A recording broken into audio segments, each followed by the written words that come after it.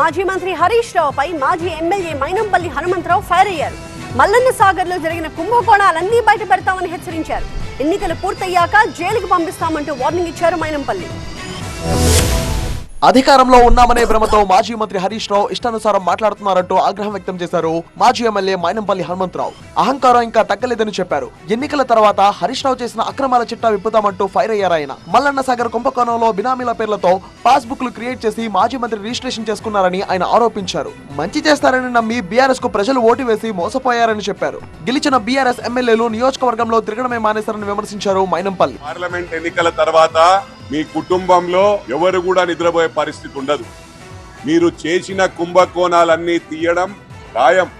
BRS చేసిన కుంభకోణాలన్నీ బయట పెడతామన్నారు. Double bedroom ఇళ్ల పేరుతో బీఆర్ఎస్ నేతలు వసూళ్లకు పాల్పడ్డారని చెప్పారు మైనంపల్లి హనుమంతరావు. అసైన్మెంట్ భూములకు బినామీల పేర్లతో పాస్బుక్లు ఇచ్చారని, వాక్బోర్డ్ భూములకు ఎన్ఓసీలు ఇచ్చారని చెప్పారు. మల్లన్న సాగర్ లో బినామీల పేర్లతో పాస్బుక్లు క్రియేట్ చేసి హరీష్ రావు రిజిస్ట్రేషన్ చేసుకున్నారని ఆరోపించారు. జాగ్రత్తగా మాట్లాడండి, ఎవరిని వదిలిపెట్టే ప్రసక్తే లేదని మైనంపల్లి హనుమంతరావు హెచ్చరించారు.